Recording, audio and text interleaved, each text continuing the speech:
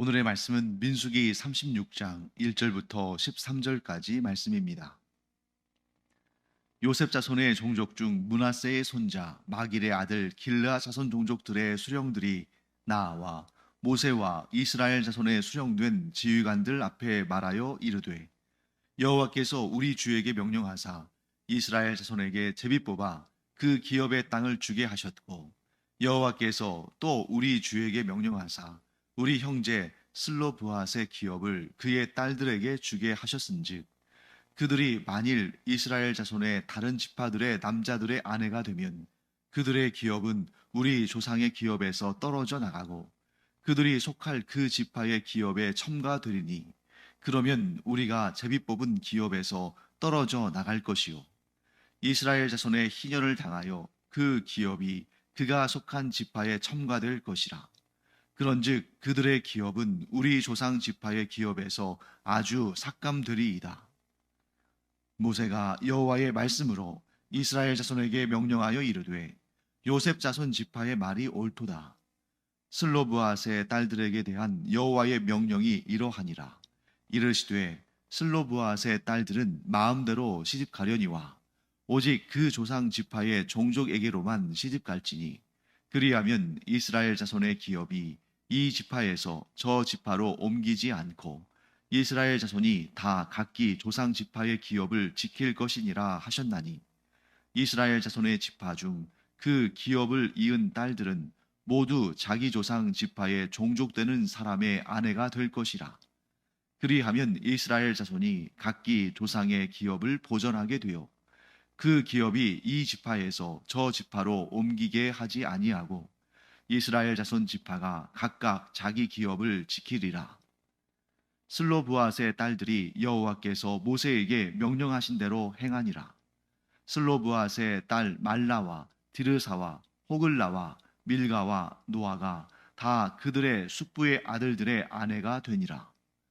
그들이 요셉의 아들 므낫세 자손의 종족 사람의 아내가 되었으므로 그들의 종족 지파에 그들의 기업이 남아 있었더라. 이는 여리고 맞은편 요단과 모압 평지에서 여호와께서 모세를 통하여 이스라엘 자손에게 명령하신 계명과 규례니라. 네, 오늘 본문은 민수기서의 마지막 본문입니다. 지금까지 꽤 오랜 시간 동안 민수기서를 공부했는데, 이 민수기를 공부하면서 하나님의 말씀을 우리가 또 많이 배우게 되고, 또 하나님의 성품, 하나님의 뜻, 하나님의 계획, 또 하나님의 일하심, 이렇게 하나님에 대한 지식을 우리가 많이 갖게 됐죠. 네, 좀 어려운 부분도 있지만 여러분들이 잘 따라오셔서 하나님을 아는 지식이 더 풍성해지셨을 줄 믿습니다. 자, 오늘 한 가지 문제가 등장합니다. 그것은 뭐냐면, 이 길르앗 자손들에게 문제가 생겼어요. 이 길르앗 자손은 누구냐면, 오늘 본문에 의하면 므낫세의 손자 마길의 아들 길르앗 자손들, 이렇게 나오죠. 그래서 무슨 얘기냐면, 므낫세는 요셉의 아들이죠. 요셉의 큰아들, 요셉의 장자인데, 물론 이제 나중에 이제 야곱이 축복을 할 때 에브라임에게, 즉 둘째인 에브라임에게 장자의 복을 빌어줘서 좀 밀리긴 했지만 어쨌든 요셉의 장자입니다. 므낫세의 장자가 마길이고 그 마길의 아들이 길르앗이에요. 그런데 이 길르앗이 낳은 자손들이 큰 가문, 큰 종족을 이룹니다. 그리고 그들은 길르앗 땅, 그러니까 이 길르앗 사람들, 길르앗 가문의 사람들, 길르앗 종족 사람들이 거주한다고 해서 그 이름이 붙었죠. 길르앗 땅. 그래서 우리가 성경을 읽다 보면 뭐 야베스 길르앗 또는 길르앗 야베스 이런 내용들이 나오는데, 그게 바로 이 길르앗 땅이고, 그 땅은 요단강 동편에 있는 땅입니다. 그래서 므낫세의 반지파가 요단 동편을 받았다 했을 때에 이 길르앗 자손들을 중심으로 그 요단강 동편에 거주했다, 이렇게 우리가 볼 수 있습니다. 자, 그때 이들이 제기한 문제는 뭐냐면 땅 문제였어요. 그 발단은 슬로브앗이라는 사람의 딸들이 제기한 기업 상속의 문제였습니다. 자, 어떤 문제냐면 이 므낫세 지파의 이 길르앗 자손들 가운데 슬로브앗이라는 사람이 있었는데, 이 사람이 땅 분배를 받지 못한 상태에서 아직 광야에 있는 동안에 죽었어요. 죽었는데 이 사람에게 아들이 없이 딸만 5이 있었습니다. 실제로 이런 경우들이 있겠죠. 오늘날도 우리가 보면 주변에 딸만 여럿 있는 그런 가정들이 있잖아요. 뭐 아들을 낳기 위해서 계속 출산을 시도했는데 아들이 나오지 않고 딸만 나온 그런 경우들이 있을 수 있습니다. 그런데 이 3,500년 전에 이 출애굽 시대에는 오늘날 우리와는 좀 상황이 다르죠. 자, 오늘날 우리 시대에는 뭐 아들이든 딸이든 가리지 않고 한 명만 낳는 사람들이 많기 때문에 딸만 있는, 아들 없이 딸만 있는 가정들이 얼마나 많습니까? 또 좀 많이 낳으면 한 2명 정도 낳는다 할지라도 그 2명을 낳을 때에 딸과 딸, 즉 딸만 낳을 가능성도 굉장히 높은 거죠. 확률적으로 말한다면 4분의 1쯤 되겠죠. 아들과 딸 중에 딸을 낳을 확률은 2분의 1. 그 다음에 또 딸을 낳을 확률은 2분의 1. 그래서 2분의 1 곱하기 2분의 1 하면 4분의 1이 되니까 딸만 갖게 될 확률이 자식을 둘을 가졌을 때는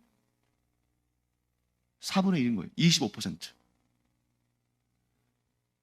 그리고 딸만 셋 있을 가능성은 8분의 1. 이렇게 되는 거겠죠.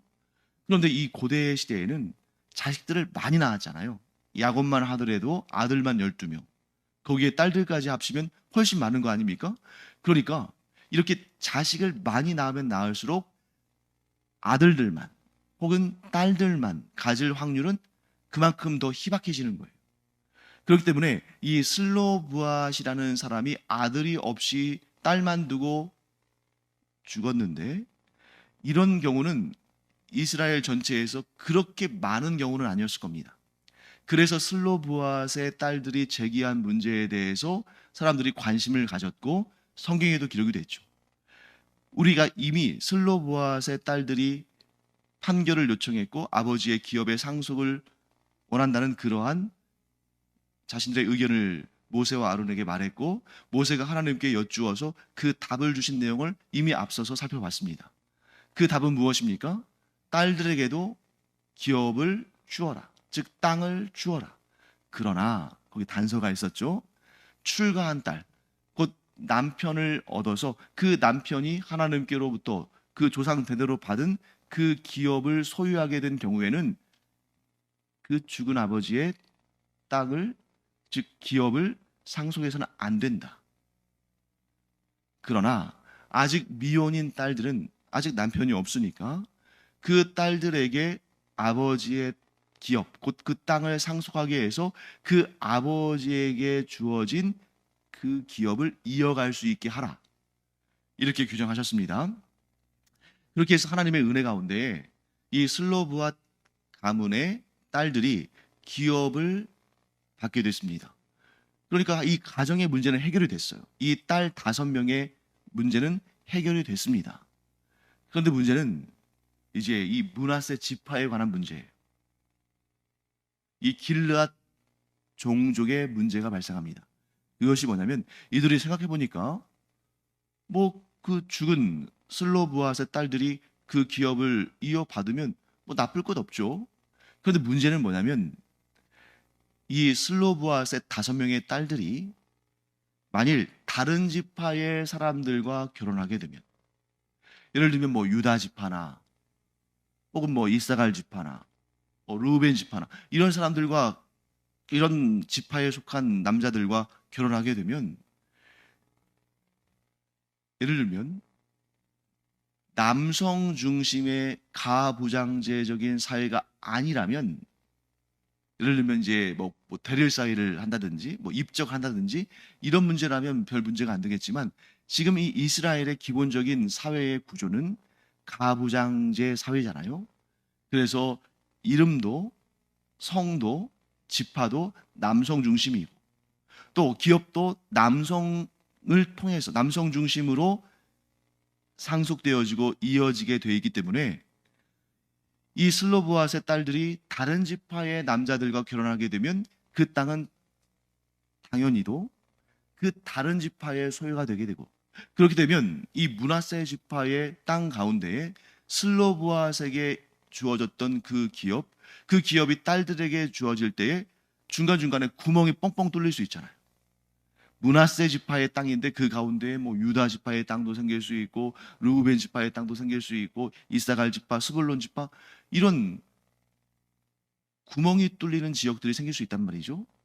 그리고 지금은 슬로보앗의 딸들이 5명이니까 그로 인해서 발생하는 문제가 뭐 그렇게 크진 않겠지만, 이것이 한번 원칙이 정해지면 그 다음에 계속해서 이 일들이 일어나면 뭐 세대를 거치면서 나중에는 므낫세 지파의 땅이라는 그런 경계 자체가 사라지고 뭐 여기저기 그냥 다 섞여서 살게 되는 거죠.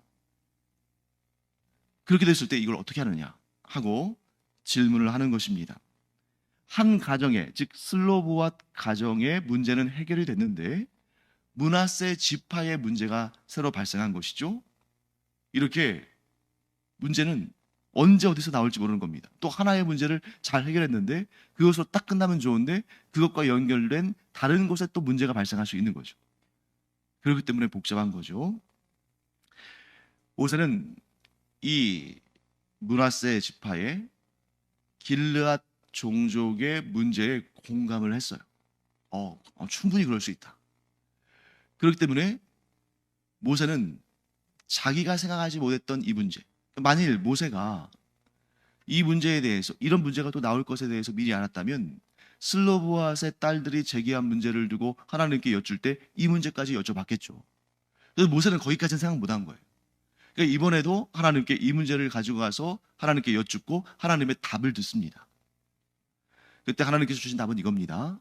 슬로브앗의 딸들은 자기의 마음대로 배우자를 결정할 수 있다. 그러니까 이 슬로브앗의 딸들의 그 기업 문제 때문에 그 므낫세 지파의 어르신들이 막 너 누구랑 결혼해야 돼 하고 딱 정해주는 게 아니라 자기가 자유롭게 배우자를 선택할 수 있는 그 권리를, 그 자유를 하나님께서 주신 것입니다. 그런데 한 가지 제약이 있다. 조건이 있다. 그것은 뭐냐면 너희가 서로 사랑하는 사람과 마음껏 결혼하되, 그러나 그 사람들은 이 므낫세 지파 내에서, 특히 이제 여기서는 아마 이 동편 땅, 요단강 동편 땅, 길르앗 지역 이 내에 거주하는 사람들 내에서 결혼 상대를 찾아라. 이렇게 말한 것이, 이렇게 말씀하신 것이라고 볼 수 있는 거죠. 그렇게 되면 어떻게 됩니까? 이 여인들이 결혼해서 가정을 꾸려도 그 땅은 므낫세 지파, 길르앗 종족 그 가운데에서 머물게 되겠죠. 지파의 재산권이 보호가 되는 것입니다. 자, 그때 이 슬로보앗의 딸들이 어떻게 했냐면 6절 말씀 보실까요? 슬로보앗의 딸들에게 대한 여호와의 명령이 이러하니라. 이르시되 슬로보앗의 딸들은 마음대로 시집가려니와 오직 그 조상 지파의 종족에게로만 시집갈지니. 자, 그 조상 지파는 므낫세 지파고 종족은 뭐예요? 므낫세 지파의 가문을 말하는 거죠. 아마도 이들은 그것을 길르앗 종족이라고 이해를 했을 겁니다. 자, 그렇게 했을 때에 이 슬로보앗의 딸들이 어떻게 했는가? 10절 말씀. 슬로보앗의 딸들이 여호와께서 모세에게 명령하신 대로 행하니라. 순종한 것입니다. 자, 여기서 굉장히 중요한 내용을 우리가 좀 보게 되는데요.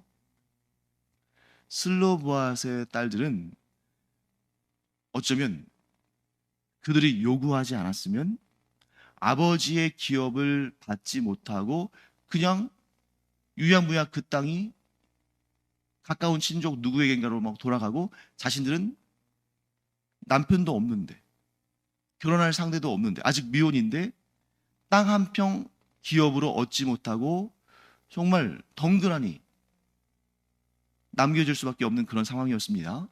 그런데 그들이 과감하게 모세에게 이 문제에 대해서 질의를 했고, 모세가 하나님께 여쭈어서 하나님께서 은혜를 베푸시사 슬로브앗의 딸들이 땅을 기업으로 받을 수 있도록 하셨어요. 아주 중요한 것을 얻은 겁니다. 그들의 생계, 그들의 아버지의 명예, 그들의 가문의 유지를 이룬 거예요. 그런데 하나를 얻었으면 하나를 잃을 수도 있다는 것을 알아야 합니다. 그들은 땅을 기업으로 얻었습니다. 그런데 뭘 잃어버렸어요? 다른 지파 사람들과 결혼할 수 있는 자유는 그들이 내려놓은 겁니다. 기꺼이 포기했어요. 이 기업을 지켜내기 위해서. 그러니까 이 슬로보앗의 딸들은 아버지께로 이어질 그 기업을 상속받는 그런 은혜를 얻고, 그들이 다른 지파의 남자들, 아무리 사랑한다 할지라도 다른 지파의 남자들과 결혼할 수 있는 자유를 내려놓았습니다. 그 자유는 잃은 것입니다. 자, 이처럼 이 세상에서 우리가 모든 것을 다 내가 원하는 대로 다 가질 수 있다면 모르지만, 우리가 잘 알잖아요. 우리가 어제도 살펴봤습니다만, 이 세상은 천국이 아니다. 내가 원한다고 해서 다 얻을 수 있는 것이 아니다. 내가 원하는 것을 무엇인가를 얻었다면 또 무엇인가는 잃을 수도 있다는 것을 우리가 알고 있어야 됩니다. 그런데 모든 것을 내가 꼭 쥐고 다 차지하고 내 마음대로 내 원하는 대로 다 얻어야 한다고 생각하면 그때부터 마음속에 뭐가 생기는 거예요? 고통이 생기는 거예요. 왜? 내 뜻대로만 되지는 않거든요. 내가 원한다고 해서 다 얻을 수 있는 것도 아니고, 내가 또 무엇을 원했을 때 무엇을 또 포기해야 되는 그런 상황도 생기고 하기 때문에 이 욕심이 잉태하면 반드시 죄가 생기는데, 욕심은 무엇입니까? 모든 것을 내 마음대로, 모든 것을 내 뜻대로만 하려는 거죠. 그런데 하나님께서 모세를 통해서 명령하셨잖아요. 너의 지파, 너의 종족들 가운데서만 배우자를 택하라. 그런데 이 슬로보앗의 딸들은 그 명령에 순종했습니다. 그랬더니 어떤 일이 벌어졌습니까? 그 가문의 문제도 해결이 됐고 그 지파의 문제도 해결이 됐습니다.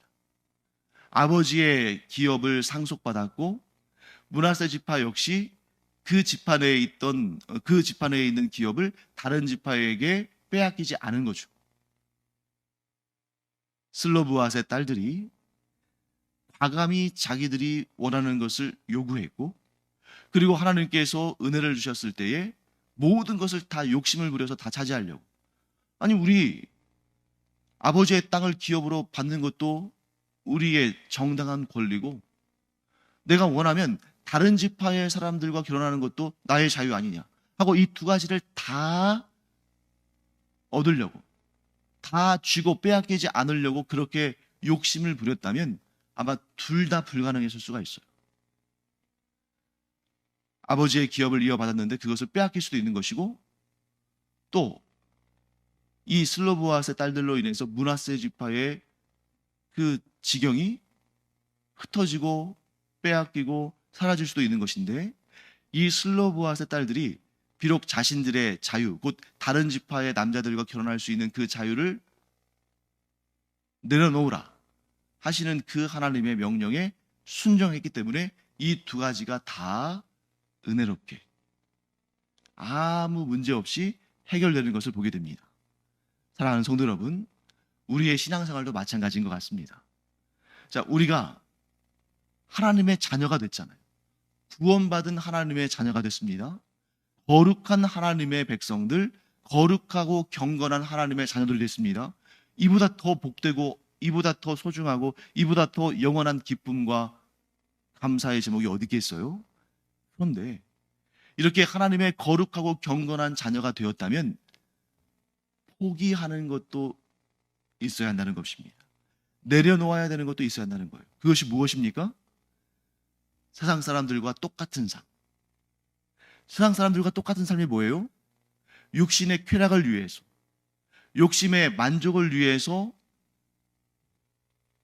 하나님 아닌 다른 것들을 더 사랑하고 그것들을 주인 삼고 사는 삶. 그래서 쾌락이 최고고 내 욕심을 채우는 것이 최고인 그런 삶을 포기하는, 그런 삶을 내려놓는 그런 부분이 또 우리에게 있어야 한다는 것입니다. 그런데 만일 우리가 구원받은 하나님의 자녀가 되어서 영생의 복락을 얻을 뿐만 아니라 이 세상을 사는 동안에는 이 세상에서 하나님 아닌 다른 것들을 마음껏 사랑하고 마음껏 누리고 그것들과 벗삼고 살아가고 죄악 가운데 뒹굴고 그런 것을 또 그런 쾌락을, 육체적 쾌락을, 불경건한 즐거움을 또 마음껏 누리고자 하는 그런 마음을 갖는다면, 이것도 누리고 저것도 누리고 다 누리고자 하는 마음을 갖는다면 그것이 바로 욕심이고, 그런 욕심은 하나님께서 기뻐하지 않으시며 그러한 신앙은 참된 신앙이 아니다 하는 것을 우리가 알게 되는 것입니다. 하나님의 자녀가 되었다면 포기하고 내려놓고 뒤돌아보지 않는 것들이 요구된다. 또 우리는 그렇게 해야 한다 하는 것을 알게 됩니다. 자, 그럼 무엇을 내려놓아야 되는가? 너무나 쉬운 문제 아니에요? 두 개를 다 얻을 수 없다면 무엇을 취하고 무엇을 내려놔야 됩니까? 좋은 것을 취하고 나쁜 것은 내려놔야죠. 세상 쾌락이나 정욕의 만족이나 우상 숭배나 이런 것들에 물들어 있으면 그게 좋아 보일 수 있어요. 반면에 하나님을 섬기고 하나님의 자녀로 사는 삶은 번거롭고 귀찮고 부담스럽고 힘들 수 있습니다.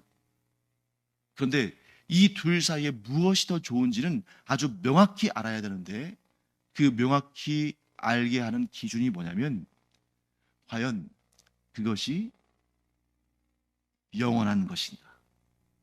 세상의 쾌락은 지금 당장 즐겁고 달고 기쁨을 주는 것처럼 보일 수 있어요. 그런데 그런 세상의 쾌락이 과연 영원한 것인가? 하나님의 자녀됨은 지금은 좀 번거롭고 불편하고 힘들고 때로는 고통스러울 수 있습니다. 그런데 그것이 주는 영원한 생명, 영원한 행복, 영원한 능력을 우리가 본다면 무엇이 더 좋은 것인지는 명확하게 나오는 거죠. 사랑하는 성도 여러분, 우리가 무엇이 좋은지를 선명하게 깨닫는 그런 분별력을 갖는 것, 이게 바로 지혜다. 그래서 더 좋은 것, 가장 좋은 것을 선택하는 그런 지혜로운 우리가 되기를 간절히 축원합니다. 이 지혜는 어디에서 나옵니까? 하나님을 믿는 믿음과 순종에서 나온다. 그래서 이 민수기의 끝부분은 어찌 보면 조금 지금까지 우리가 36장이나 되는 이 민수기를 공부하면서 너무너무 거대한 스케일의 그런 내용들을 많이 봤잖아요. 그런데 이 민수기의 마지막 부분에 어떤 내용으로 끝납니까? 슬로보와 딸들의 순종하는 모습으로 끝나요. 이 여인들이 하나님의 명령에 순종하는 것. 자, 왜 그렇게 끝날까요? 민수기 1장은 이스라엘 전체를 계수하는 인구조사로 시작합니다. 성인 남성만 60만 명이 넘는 그런 장대하고 거대한 그런 스케일로 시작해요. 그런데 마지막은 아버지를 잃은 5명의 딸들의 하나님의 명령에 대한 순종으로 끝납니다. 왜요? 사람이 아무리 많아도 소용이 없어요. 단 5명이라 할지라도 그들이 하나님의 말씀에 순종하면 하나님의 놀라운 역사가 일어나는 것입니다. 그러므로 민수기를 통해서 우리가 이 교훈을 반드시 얻기를 바랍니다. 사람의 수가 중요한 것이 아니라 하나님을 믿으며 하나님의 말씀에 순종하는 사람들이 중요한 것이다. 그 수가 비록 소수라 할지라도 이렇게 하나님을 온전히 믿으며 하나님의 말씀에 온전히 순종하는 자들을 통해서 하나님의 위대한 역사가 이루어진다. 이 사실을 꼭 기억하고 우리가 더욱더 하나님을 잘 믿고 더욱더 하나님의 말씀에 순종하며 살아가는 그런 복된 자들이요, 하나님의 놀라운 역사를 이 땅에 일으키는 그러한 능력 있는 하나님의 사람들로 살아가기를 간절히 축원합니다. 기도하겠습니다. 하나님, 민수기를 오늘 마쳤습니다. 민수기의 시작은 어마어마한 인구들을 계수하는 일로 시작하지만 민수기의 마지막은 하나님의 명령에 순종한 5명의 여성들로 인해서 이스라엘의 은혜가 주어지는 것을 보게 됩니다. 하나님, 저희가 이와 같이 하나님을 온전히 믿으며 하나님의 말씀에 기꺼이 순종하는, 그래서 저희들을 통해서 하나님의 놀라우신 역사가 일어나는 그 하나님의 능력의 통로로, 하나님의 복의 통로로 쓰임받는 저희들 되게 하여 주시옵소서. 감사드리며 예수님의 이름으로 축복하며 기도합니다. 아멘.